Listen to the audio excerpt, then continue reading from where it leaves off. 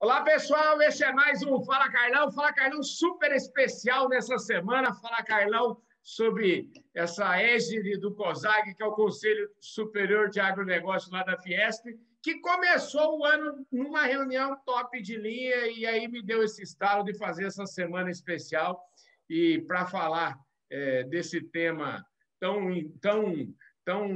em moda hoje, que é falar sobre política internacional.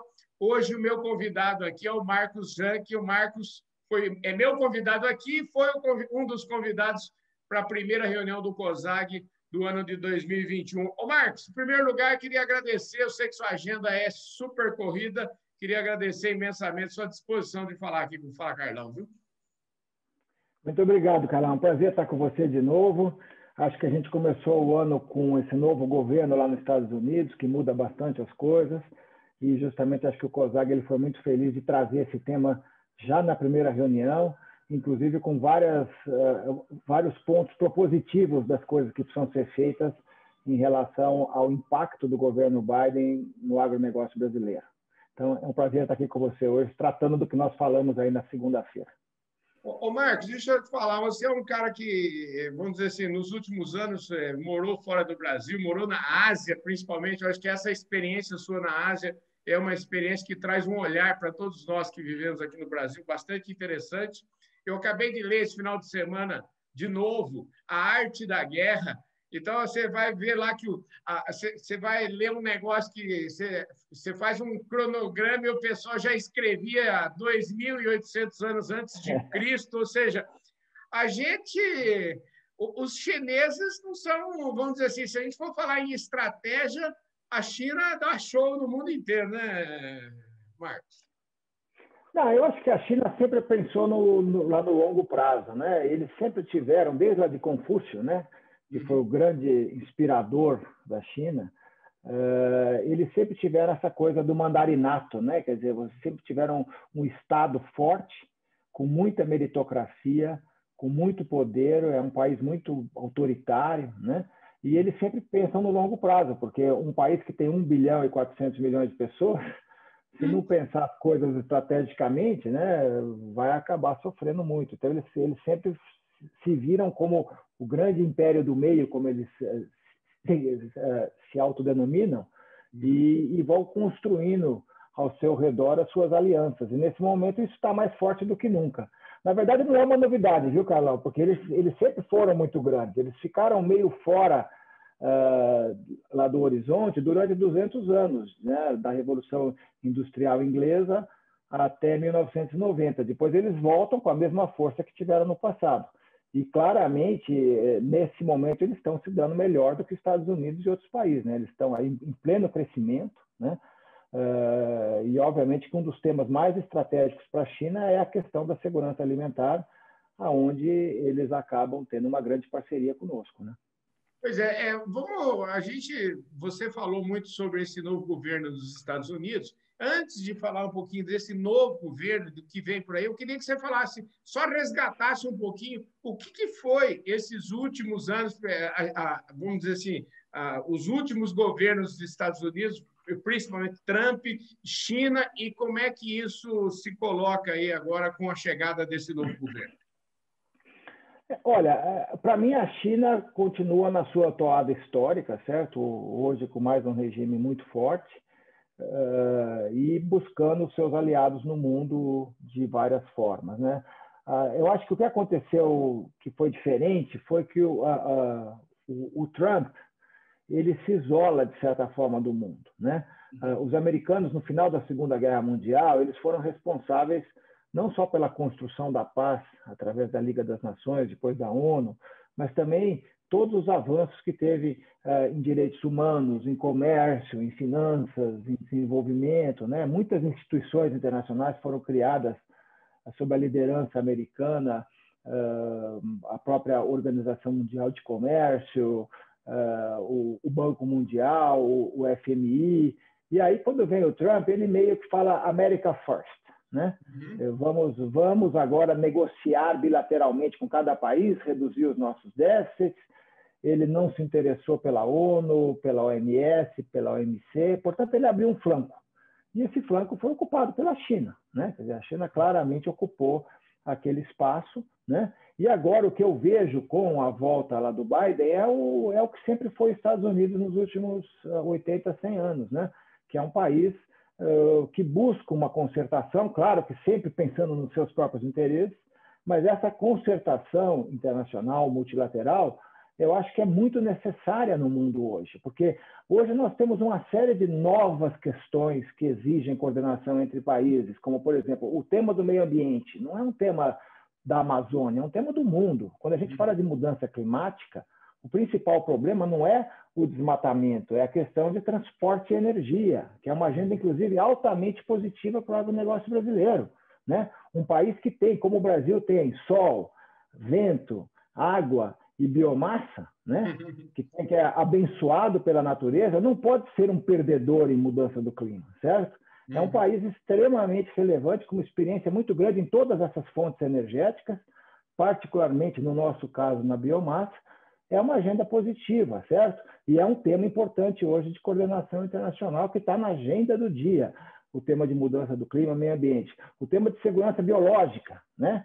De zoonoses, de epidemias, exige coordenação entre os países. O tema de segurança cibernética, o tema das migrações, o tema da anticorrupção. Há uma série de novos temas que exigem coordenação. E me parece que o Trump não conseguiu isso nesses anos e que, obviamente, agora a gente volta para uma toada importante nessa área. Qual que é a nossa chance? E aí, com o Biden, essas questões todas vão ser postas de volta na mesa. E na sua ótica, o que o Brasil precisa fazer? A diplomacia brasileira conhece as figuras-chave, uma coisa que você falou que eu acho super importante, são pessoas que fazem todas as políticas, né? O que nós precisamos fazer para, vamos dizer assim, entrar ou ser reinserido novamente nessas conversas, nessas tratativas? Olha, eu acho que tem duas esferas que são muito importantes para a gente. Uma é a questão do acordo do clima, né, lá da Conferência de Paris, e os avanços que virão. Esse ano vai ter um grande summit agora já em abril, que está sendo convocado pelo Biden. Mais para o final do ano tem a reunião da conferência entre as partes em Glasgow, né? E me parece que o Brasil tem que se posicionar, tem que estar presente, né? E tem que estar presente não só com uma agenda que para nós é negativa, que é o desmatamento, né? Que a gente tem que resolver, aliás, é negativa porque a gente não cumpre a legislação brasileira. Vamos lembrar que o principal problema do desmatamento é o desmatamento ilegal, que é 98% do desmatamento na Amazônia, e que tem que ser controlado pelo Estado, com regularização fundiária, ambiental, com mais comando e controle. É problema nosso, certo? Agora, todo o resto da agenda climática, que envolve desde o tema de uma agricultura de alta produtividade como a nossa, que faz 2, 3 safras por ano, integração lavoura-pecuária, agricultura de baixo carbono, até chegar nas bioenergias, nos biocombustíveis, né, que é uma solução incrível para a mudança climática, isso tem que ser levado pelo Brasil, lá fora, tá? Nessas novas conferências. Eu acho que tem que começar com mais diálogo com os americanos, certo? Temos que aproveitar esse novo governo. Tem um secretário da Agricultura, que é o Tom Vilsack, né, que foi secretário durante 8 anos do Obama, que conhece o Brasil. Eu tive com ele quando eu fui presidente da Única. Ele adora o nosso programa de biocombustíveis de cana. Eles têm um programa muito ambicioso de biocombustível de milho. Nós também estamos fazendo milho aqui no Brasil, etanol de milho. Portanto, temos uma agenda comum com os Estados Unidos em bioenergia. Nós somos os 2 maiores produtores, os 2 maiores programas. Temos que levar esse assunto para frente. Eu sei que você vai conversar lá com o Jacir, esse é um tema que a Única está super envolvida. Como é que o setor privado brasileiro se aproxima do setor privado norte-americano, dos novos secretários aí, e leva para frente a agenda de biocombustíveis como solução para a mudança climática? Acho que essa é uma agenda super bacana, certo? E a outra é a Conferência do Clima em si. E aí tem um outro craque que está lá, que é o John Kerry, né, que foi candidato presidencial dos democratas em 2004, que foi secretário de Estado do Obama, que hoje é enviado especial para o clima, uma espécie de czar do clima americano, acabou de propor um pacote de quase 2 trilhões de dólares, 2 trilhões de dólares de investimentos para descarbonização nos Estados Unidos e para resolver a questão climática, né? Vai ter uma ação muito forte pelo mundo. Temos que nos aproximar. Me parece que, de um lado, o governo tem que mudar o disco, né? O nosso governo estava muito pautado pelo Trump, o Trump saiu, né? Agora entrou um novo governo, acho que a gente tem que se adaptar a essa situação, gostemos ou não, acreditemos ou não em mudança do clima, essa vai ser a toada, porque não é só Estados Unidos, é Estados Unidos, Europa e China, certo? Falando esse assunto nas organizações internacionais. Então, temos que mudar o disco, em termos lá do governo, e temos, obviamente, que o setor privado tem que tomar uma dianteira, eu acho, sabe? Tem que ir para fora, tem que ir lá conversar com o setor privado norte-americano, alinhar uma série de coisas. Temos outras agendas muito interessantes para trabalhar juntos, por exemplo, a questão lá de inovação, de infraestrutura, de tantas outras coisas. Realmente buscar mais diálogo e mais proatividade nas arenas internacionais. Ô, Marcos, essa história aí de a gente, quando fala de sustentabilidade, clima, a gente tem tanta notícia. Eu conversei aqui com o embaixador Rubens Barbosa, e ele me falou assim: a gente tem muita notícia boa, mas como que a gente traz tudo isso que é notícia boa para o centro de discussão? Porque toda vez que a gente vai falar disso, parece que a gente está sempre nas cordas, né? A gente não consegue sair das cordas dessa questão da Amazônia e tal. Que sugestão você daria? Eu falo assim, se você pudesse ser hoje o nosso ministro de Relações Exteriores, qual que seria o foco do seu trabalho? Eu acho que é o diálogo, sabe? Eu acho que a gente não pode se confrontar ao resto do mundo, nem no tema da questão lá da epidemia, nem no tema lá do meio ambiente. São dois temas que a gente deve se alinhar a outros países, a diversos aliados que existem lá fora, né? Eu vejo que o Trump, ele não só atacou a China, né, que hoje é um inimigo comercial dos Estados Unidos, mas atacou os próprios aliados, né? E acabou muito isolado no mundo. Então, eu acho que o Brasil não deve ir por esse caminho. Acho que o tema da mudança do clima é uma agenda positiva para o Brasil, certo? Você pode pegar tudo isso que eu falei, desde o próprio Código Florestal, se for implantado, que é um dos mais rígidos do mundo, a questão de energias renováveis, todas as transformações agrícolas, nós temos que levar essa conversa para fora, com maior presença física, não é só propaganda oficial de governo, certo? Toda hora eu vejo algum filminho bonitinho aí, feito em inglês, falando das coisas lá do Brasil, mas isso fica só circulando entre a gente, praticamente, certo? Eu nunca recebi esses filmes de gente lá do exterior que realmente recebeu e circulou. Então, eu acho que a gente tem que estar presente lá fora. A gente tem que ter uma atividade, temos que ter muito mais organização nesse diálogo lá fora, não só nas organizações internacionais, mas também nos governos-chave. E aí eu me refiro particularmente à Ásia, né? Eu já falo isso há bastante tempo, sabe? A gente hoje fica muito preocupado com a Europa, mas o diálogo mais forte não é com a Europa, que hoje representa 17% da compra do agro brasileiro.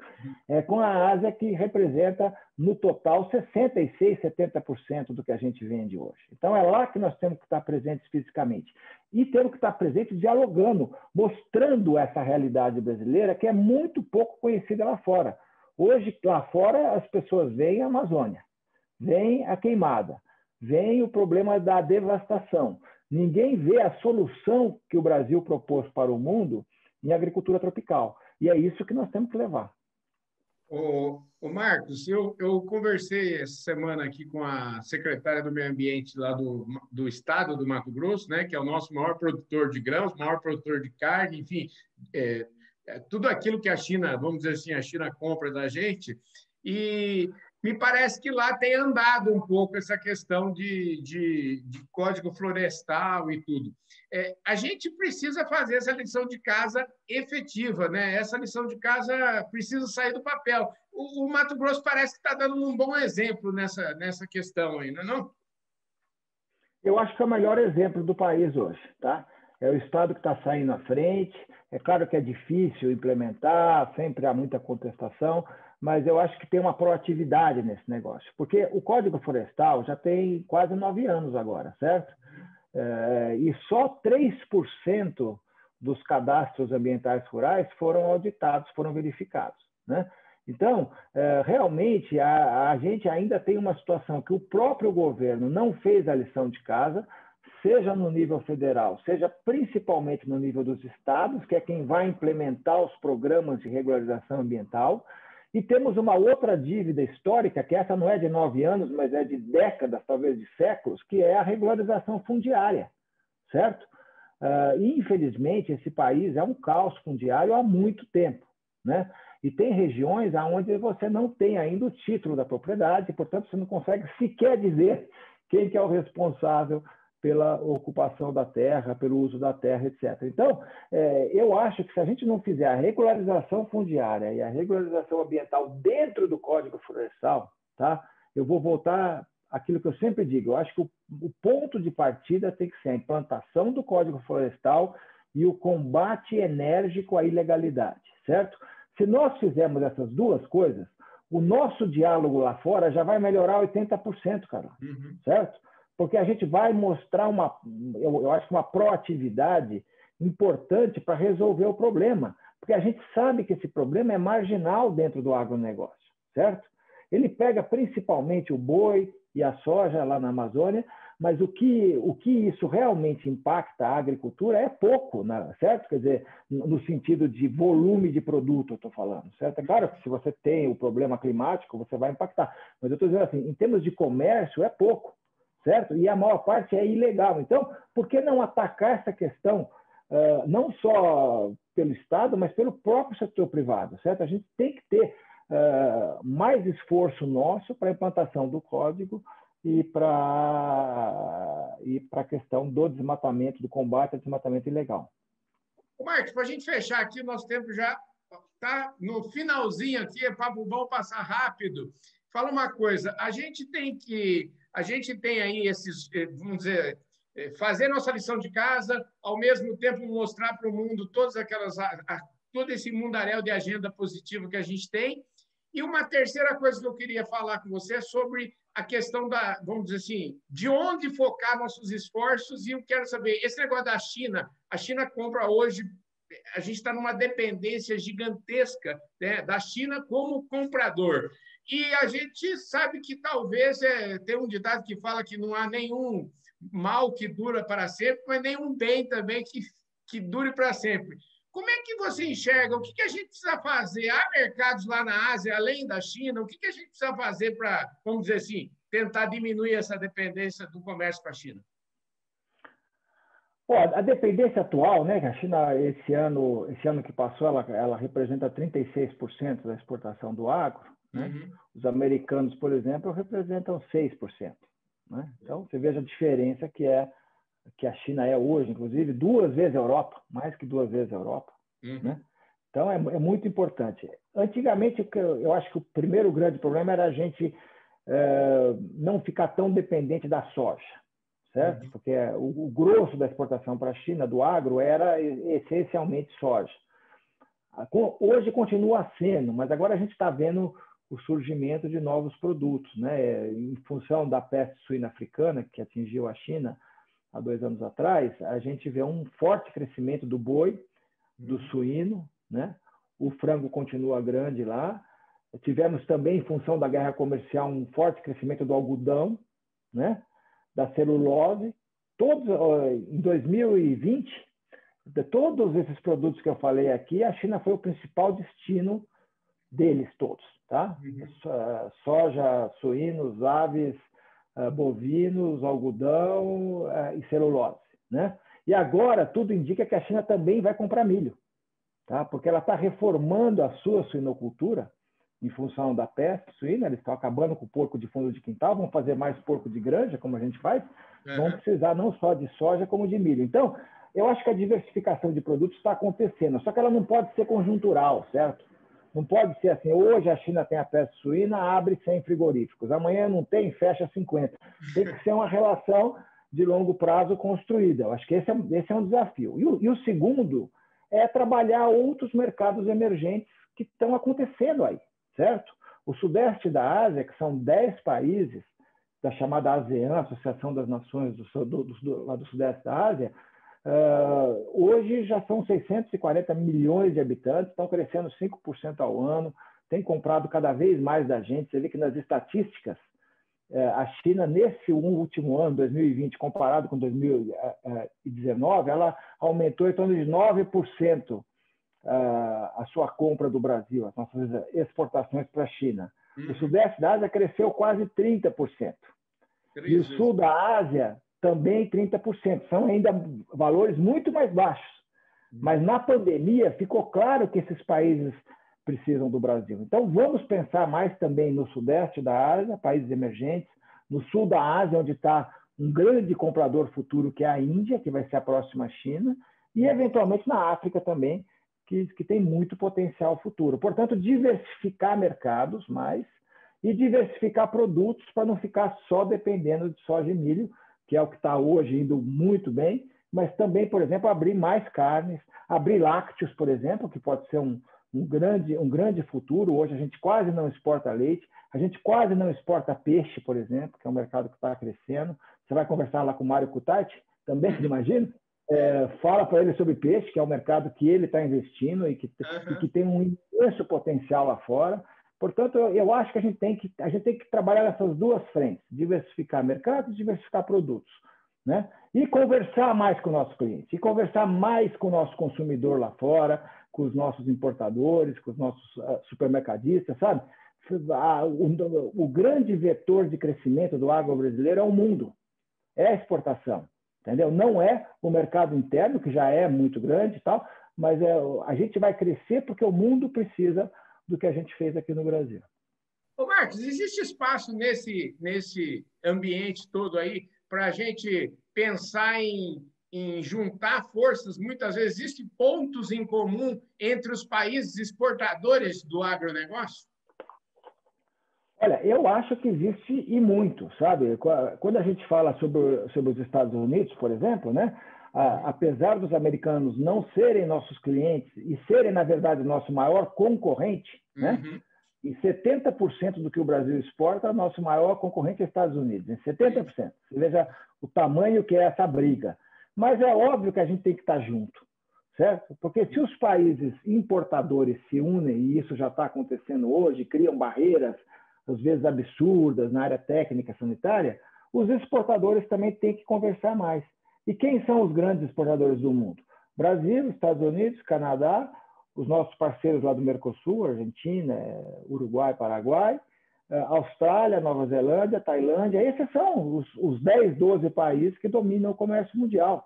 Então, eu acho que é preciso ter uma coordenação maior, inclusive lá na OMC, na Organização Mundial de Comércio, que é onde se define as regras multilaterais do comércio, onde tem o órgão de solução de controvérsia. É preciso que esse órgão funcione, né?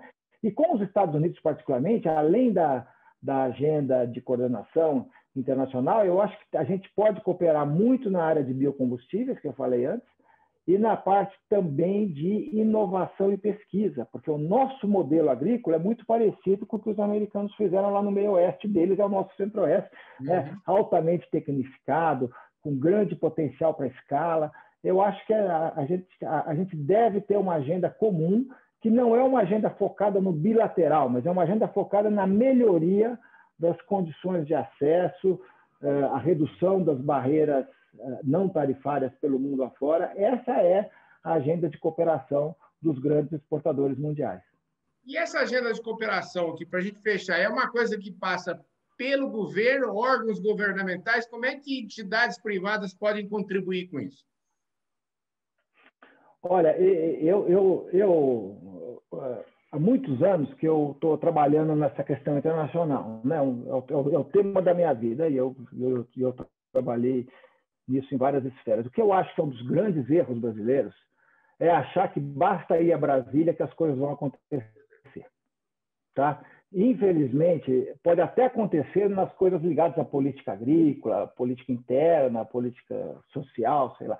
Mas, assim, quando a gente fala de mundo, o setor privado não pode achar que a diplomacia ou que a ministra da Agricultura vai resolver todos os problemas. Ele tem que ser mais proativo lá fora. principalmente quando você é o terceiro maior do mundo e você está sendo atacado em diversas frentes. Tá? Então, a minha grande recomendação é o seguinte: o setor privado tem que sair do país, certo? Tem que estar presente nos principais mercados, tem que estar dialogando nas principais reuniões internacionais. Não pode achar que só a ida do governo lá para fora, através do Itamaraty, do Ministério da Agricultura, resolve. Não resolve. Eu vivi 10 anos fora, alguns anos lá nos Estados Unidos, 3 lá nos Estados Unidos, 3 lá na Europa, 4 na Ásia. Acompanhei de perto como é que funcionam os lobbies, a formação das políticas e tal, e nós somos o grande ausente. Tá? Eu, quando estive na Ásia, eu via as grandes representações americanas, do agro americano na Ásia, da Austrália, da Nova Zelândia, e nós praticamente sem ninguém. Então, me parece assim que a gente tem que dar esse passo.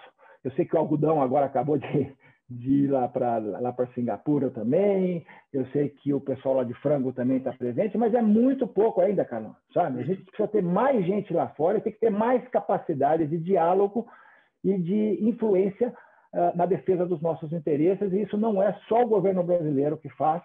Aliás, às vezes até vai contra, né, em alguns temas. O governo brasileiro, infelizmente, não ajuda muito, mas assim, eu acho que a gente tem que ter mais proatividade lá do setor privado. Ô, Marcos, obrigado pela sua presença aqui. Infelizmente, nosso tempo agora acabou mesmo, viu? A gente podia continuar conversando aqui um tempão. Eu queria agradecer imensamente a sua disposição, o seu tempo aqui para todos os telespectadores do nosso Fala Carlão, viu? Muito obrigado, Carlão. É sempre um grande prazer. Eu me lembro que quando nós fizemos lá o nosso lançamento do Insperagro Global, você estava lá cobrindo, né? E agora já estamos bem maiores aí, crescendo, e principalmente trabalhando ainda mais na agenda internacional, que eu acho que é um dos maiores desafios do agronegócio. Fico muito contente com esse espaço que você dá para a gente aqui. Muito obrigado.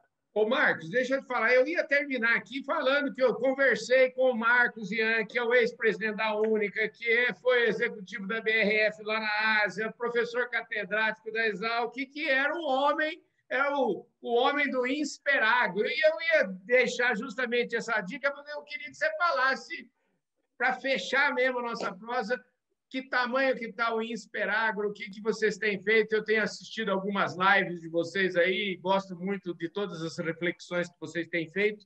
Me fala um pouquinho. Faz aí um comercial do Insperagro, afinal de contas deve ter muita gente aqui precisando voltar para os bancos escolares e entender um pouquinho o que está acontecendo no mundo. Carlão, a gente tem basicamente 3 áreas, né, que a gente atua, né? A gente faz estudos estratégicos, que não é consultoria. Então, a gente pega grandes temas e trabalha a fundo. Vamos fazer um livro esse ano chamado O Brasil no Agronegócio Global, para analisar a inserção brasileira em 9 macro-regiões do mundo. Em cada uma delas, vamos olhar a China, vamos olhar o Sudeste da Ásia, Sul da Ásia, África, etc. Esse livro vai ser feito, inclusive, em parceria com pessoas que trabalham lá no governo, nessa área, adidos agrícolas e alguns diplomatas. Vamos também produzir um grande estudo sobre a questão ambiental, o que o setor privado está fazendo no tema ambiental, no tema da mudança do clima. Vamos ampliar o nosso ciclo de debates, né, que vai ser internacionalizado, né? Vamos ter eventos com tradução simultânea, para poder ter também convidados internacionais que possam participar e todo mundo possa entender, né? Vamos ter novamente 10 eventos esse ano, né? E estamos oferecendo alguns cursos executivos. Essa semana a gente está fechando o curso de gestão e governança no agronegócio, com 30 pessoas. Já fizemos no ano passado, deu super certo, né? Vamos fazer o curso de agronegócio global com o governo, né? Oferecendo esse curso para diplomatas, funcionários do Ministério da Agricultura e da Apex. E vamos também continuar oferecendo o curso de Direito no Agronegócio.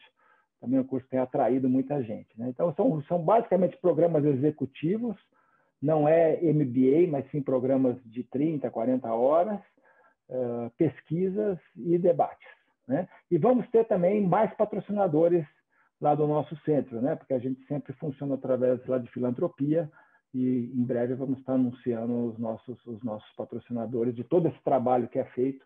A gente conta com patrocinadores institucionais que nos ajudam a ter bolsas, por exemplo, e outras coisas que a gente usa nos nossos programas. Maravilha, gente do céu, excelente essa prosa. Marcos, mais uma vez, muito obrigado. Eu quero lembrar vocês aí que ainda não se inscreveram no nosso canal, se inscreve no canal, aperta o sininho aí para você receber as nossas notificações, deixe o seu like, o seu comentário e, principalmente, compartilhe esse vídeo com todos os seus amigos. Ô, Marcos, obrigado, viu, querido? Muito obrigado. Conta comigo, viu, Carlão? Sempre que você precisar, portas abertas. Aqui também, a mesma coisa. Sucesso aí. Forte abraço. Eu vejo todos vocês no nosso próximo programa. Valeu, gente. Tchau, tchau.